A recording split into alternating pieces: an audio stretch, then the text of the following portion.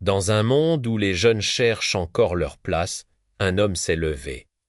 Il n'avait ni fortune, ni soutien international. Juste une conviction, l'Afrique doit redevenir maître de son destin. Son nom, Ibrahim Traoré. À 34 ans, il devient le plus jeune chef d'État du monde, mais surtout, le visage d'une nouvelle Afrique, une Afrique fière, lucide et déterminée. Certains le voient comme un héros, d'autres comme un danger. Mais qu'on l'aime ou qu'on le craigne, on ne peut plus l'ignorer. Son parcours est une véritable saga moderne. Une histoire qui nous interroge tout sur le pouvoir, le courage et l'avenir d'un continent entier. Alors, qui est vraiment Ibrahim Traoré? Un simple militaire putschiste ou le leader visionnaire que toute une jeunesse attendait? Accrochez-vous, car aujourd'hui, on décrypte le phénomène qui secoue l'Afrique et le monde. Pour comprendre l'homme, il faut revenir à ses racines. Tout commence loin des projecteurs, sur la terre rouge du Burkina Faso, le pays des hommes intègres. Ibrahim Traoré grandit dans une culture de rigueur, de discipline et de foi. Il a été éduqué avec des valeurs solides, celles qui forgent le caractère. Très tôt, il comprend que pour servir son peuple, il faut d'abord le connaître de l'intérieur, partager ses souffrances et ses espoirs. C'est ce qui le pousse à s'engager dans l'armée. Pas pour le prestige ou la gloire, mais pour être sur le terrain, pour protéger les siens. Il fait ses classes au front, là où la réalité est crue et brutale. Il voit de ses propres yeux les ravages du terrorisme, la misère qui ronge les villages et la peur constante dans le regard des familles. Cette expérience le marque au fer rouge. Il réalise que les discours politiques prononcés depuis la capitale lointaine ne changent rien à la vie quotidienne des gens. Il sent l'impuissance, la colère monter en lui. Une colère partagée par ses frères d'armes et par une grande partie de la population. Et l'histoire nous l'a souvent montré.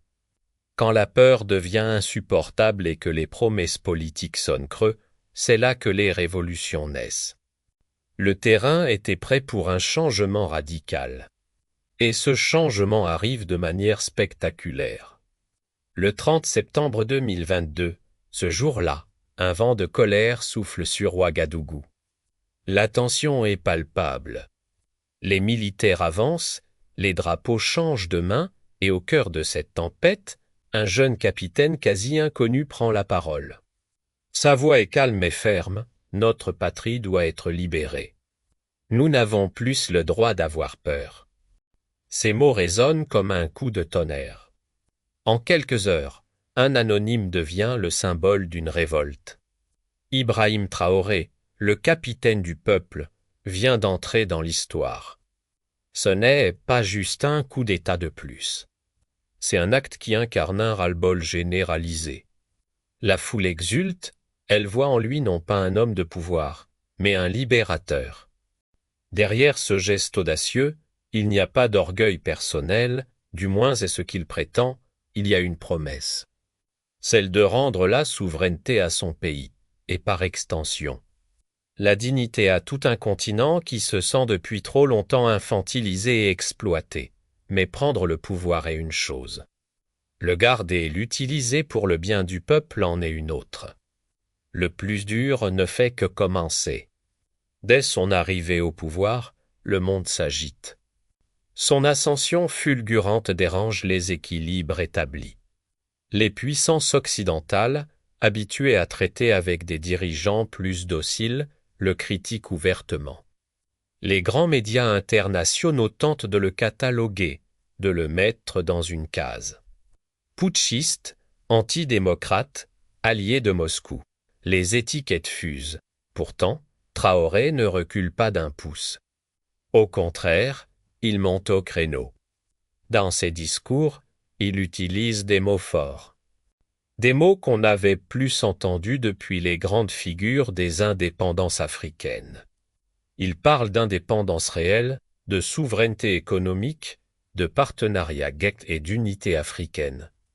Il ose dire tout haut ce que beaucoup de dirigeants pensent tout bas mais n'osent pas formuler, par peur des représailles diplomatiques ou économiques. Il n'a pas peur d'être isolé, car il est convaincu que la vérité et la dignité d'un peuple n'ont pas besoin d'être populaires aux yeux de l'étranger pour être justes.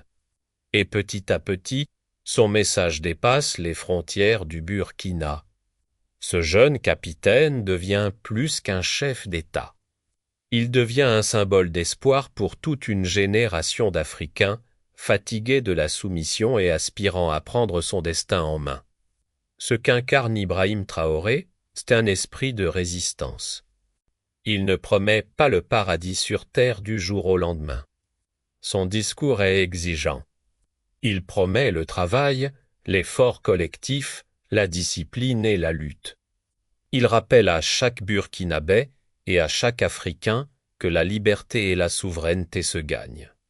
Qu'elles ne s'obtiennent pas en tendant la main, elles se conquièrent par la sueur et le courage. Il incarne cette nouvelle Afrique qui ne demande plus la permission d'exister, mais qui s'affirme. Et quand il parle, son message a une portée panafricaine. Il ne s'adresse pas uniquement à son peuple. Il parle à tous les Africains, où qu'ils soient.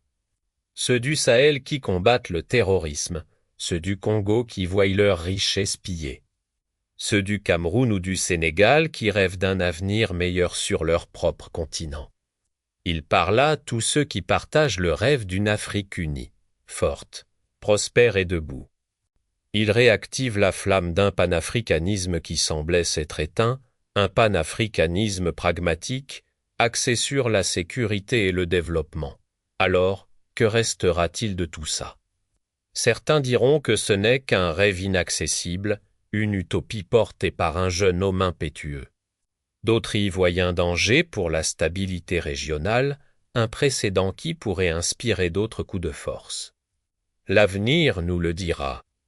Mais une chose est sûre, l'histoire n'oubliera pas le nom d'Ibrahim Traoré.